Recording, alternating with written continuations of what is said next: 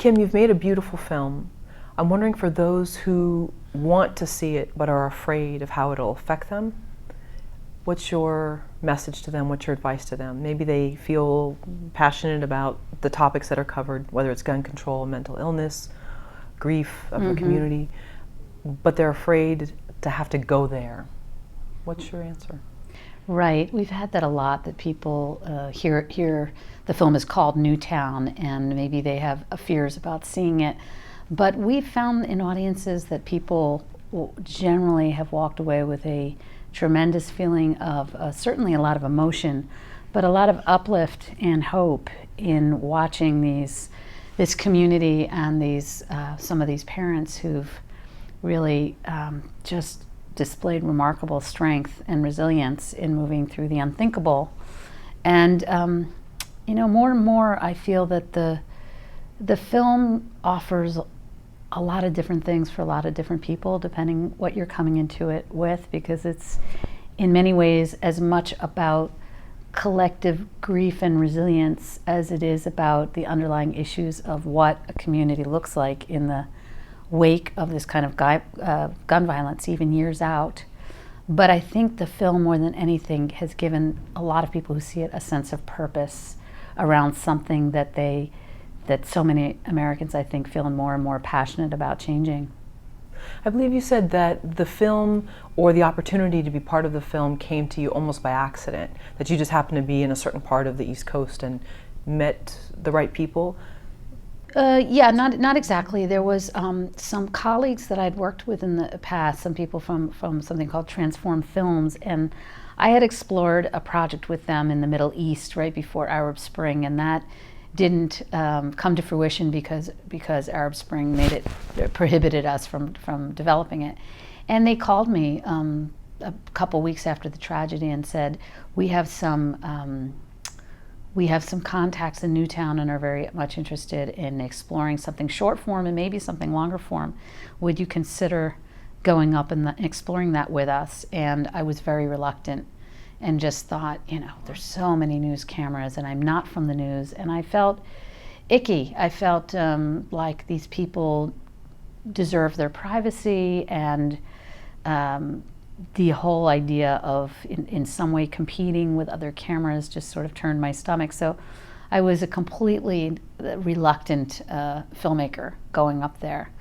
And little by little, I just became more and more immersed in more than, gee, I want to make a film about gun violence and NEWTOWN is the place to do it. I just was feeling the enormity of the trauma, first through developing a relationship with the local priest, Father Bob, and being so struck with his burden.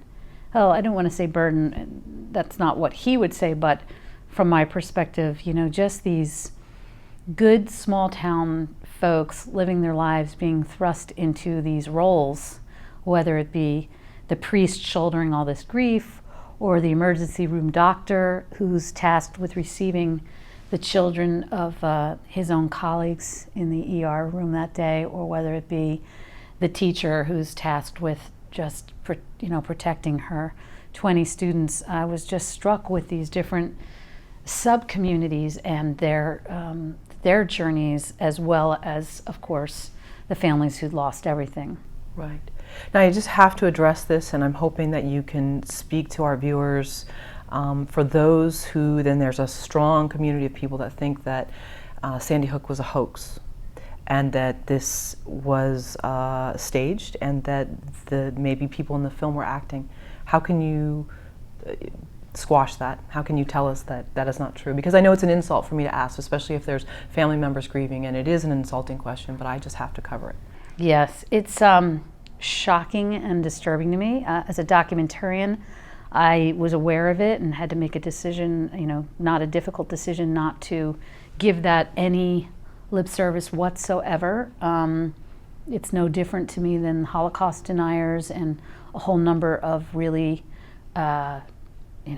crazy conspiracy theories. But I mean, what I can do is mirror one of my subjects, Mark Barden, who lost his 7-year-old son Daniel, just recently, for the first time somewhere, we encountered somebody who was not a truther, as they call themselves. But he revealed that his son was one of those people, and revealed that to Mark. And I thought Mark was just going to go crazy on him, and he just, in the most dignified way, said, "Don't I wish that were true? Don't I wish this never happened and that I had my Daniel back?" You know, what I can say is that there's 28,000 people in NEWTOWN, I'm pretty sure all of whom were traumatized in one way or another by this, and the ripple effects throughout Connecticut, of everyone who knew somebody who went to those funerals. And it's just, really, it's not even something I can comment on. It's so disturbing. Well, lastly, and then we'll move on from that, why do you think the vitriolic comments that are on these videos, and it just, knowing that there are families that have been affected by this, people whose lives will never ever be the same, why such a strong argument that this never happened? Why do you think these people feel so right to make these arguments? You know, I guess it's the subject of another documentary. Honestly, I have in my mind thought, what is at the root of these kinds of conspiracies? Are a majority of these people mentally unbalanced? Do they then get followers that, but I don't think it's different than Holocaust deniers and any other number of, 9/11 conspiracy theorists.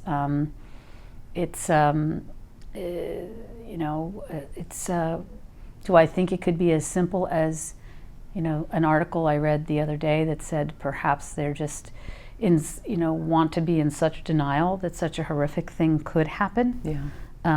That this could actually happen. I mean, another small just detail thing is, from what I understand, a lot of the parents fought hard to keep certain crime scene photos out of public domain, which I'm very happy that they won that fight in Connecticut, so that they wouldn't have to, if they didn't want to, see those images out on the internet. And so I think that, for those kind of people may have fed some of this, that they couldn't access, maybe the same kind of evidence, if you will.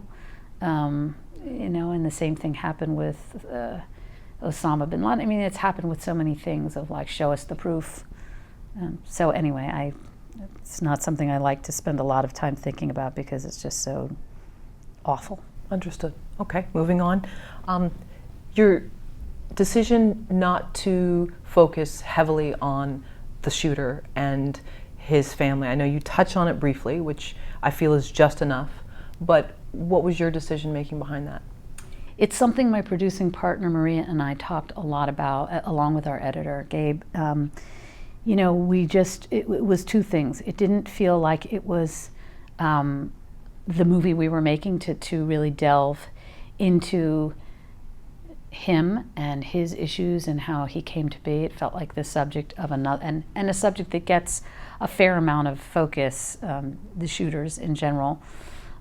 It felt, for me as a filmmaker, that was not the truth of what, if I was trying to stay true to the point of view of the psychology, collective psychology of the town, from what I could take in, there wasn't a lot of bandwidth of examining that. They had their heads and hearts full with all kinds of other processes of grieving, and so that felt truthful in terms of the film that I was making. And thirdly, we became aware, Maria had been aware for some time, but there is a growing movement among victim communities called No Notoriety, asking the press not to name the shooters, with the idea that there can be copycats, and just to not give more attention, and to reciprocally give more attention to the lives that are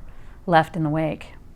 The individuals that you spoke to in the film, the parents, some of the first responders, they seemed so ready to speak. Were they that trusting when you first met them? Because that's one, access is one thing a documentary filmmaker faces, and then the trust of the subjects. People can do whatever to sort of mask what they're really feeling.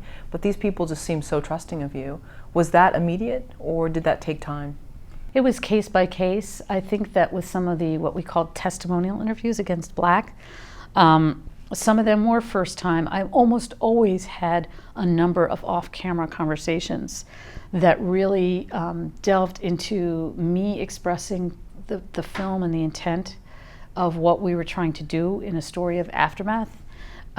It was a little bit of unlearning of this is different maybe than short form news for those who didn't know the process of long form documentary filmmaking, that this was more, there wasn't a pointed agenda. It was, what do you think? Why? Why do you think this is important?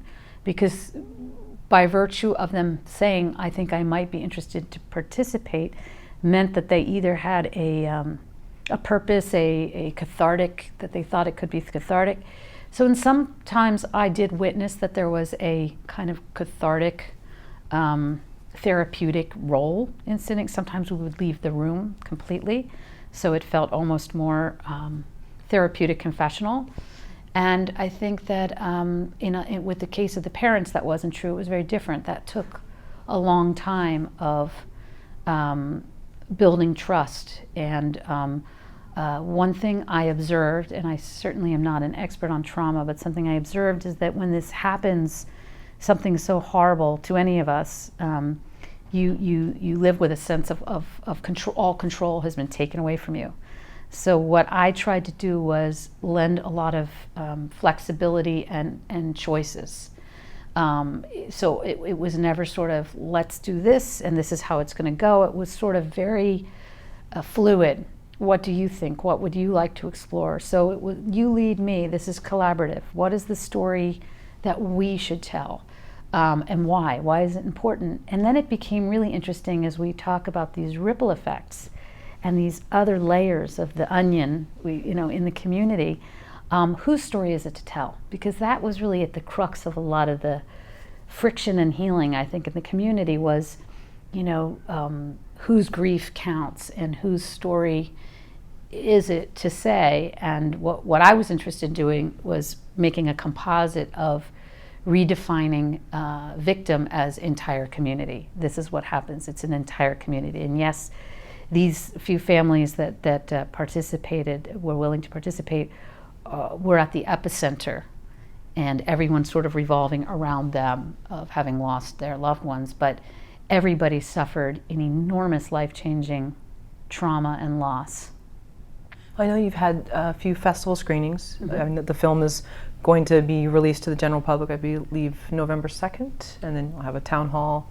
Well, we released last week in New York City theatrically, tomorrow night at the Monica here in LA, and then we're doing something unusual and unprecedented for a documentary. Following those, we will open on nearly 500, at the moment, 500 big box screens across the country on November 2nd with Fathom Events with a live town hall conversation, a national conversation that really tries to open up dialogue and have these different constituents of the community come together so that we take it out of we depoliticize this. We take it out of that horribly polarized place and talk about it in the humanitarian space that it needs to be. So if those who are not within the community, not within even Connecticut, what have been some of the most powerful statements said to you after seeing the film, maybe at a festival screening? Gosh, so many. Everything from I'm an NRA guy in Utah, and I got to tell you that this film has reached me and made me rethink things. You're going to reach guys like me. Someone said that to you? Somebody said that to me. I've had people come up and say, I've lost a child, and nothing speaks to the process of grief in quite this way. We're a society that it has a tough time dealing with grief. And I've had young people. We've had so many high school, late high school and college students say, this film has moved me in a way that I want to dedicate, the rest of my college years to fighting for this cause. So I think we've had reactions that are both within the choir, so to speak, but I don't even like to say that because 90% of the country agrees that status quo, that inaction is not an option anymore. And so it's a matter of just getting people to put this on the table, to not be, not to not be put it in this polarized political space when we talk about it, and to really acknowledge that it's a public health crisis. Let's talk about finding distribution for the film. Mm-hmm. How was that, especially knowing that it's a powerful film, but that people may be scared in that it will affect them so deeply, because it's a beautiful portrayal in some sense, but it's also very moving, and that you feel helpless at times. Maria and I feel blessed because we were able to secure a broadcast pretty early on in the process with our partners, ITVS, so it will air on Independent Lens in early 2017. It'll be available digitally on Netflix prior to that. And, the theatrical rollout, we really encourage people to come see it as a group, because the film is really about community, and what we're going to do as a larger family of community to not only have the backs of people who've suffered this, but to sort of break out of our denial and desensitization that this could be any one of us at any time in any town. It knows no boundaries. It is epidemic, and so to that end, we are thrilled and really are encouraging people to come on November 2nd. Almost as we see the film as a movement at this point, from the reaction we've had since Sundance. And we've had the opportunity to screen at the White House and at Congress. So we've done a lot with it in just these past months. Let's talk about making a feature versus making a short. I know you've done two prior feature films, one about religion and politics in a small town, I believe, and the other one about chronic fatigue syndrome. Yeah, the first one wasn't so much about religion. It was about changing demographics and immigrant integration in small town America. Welcome to Shelbyville. Yes, and that was set in rural Tennessee and started on the eve of the election of President Obama. And the other one was a more personal, my first documentary about mysterious illness, chronic fatigue syndrome, and millions of people trying to figure out what it is in that journey. So how is it, because I know you have many shorts also Right. in your portfolio, so how is that making a feature film versus a short? I realize it's going to differ with the subject matter and access, but in terms of the amount of energy and output. I love interspersing them. I mean, I'm working on a short now that is related to the same issue, or a number of shorts, but I like, I think it's tough after a 3 to 4 year haul to just, I guess it's like having kids or something, where, how quickly do you sort of delve into it again? So sometimes you wait and sometimes you don't. But I love the genre of short film. Even there are more platforms now for it, and I think, efficient filmmaking can. I think a lot of documentaries are too long nowadays in some ways, and not all need to be feature length films. So I love I just love the genre as much as I love short stories versus novels. So it's something I love working with.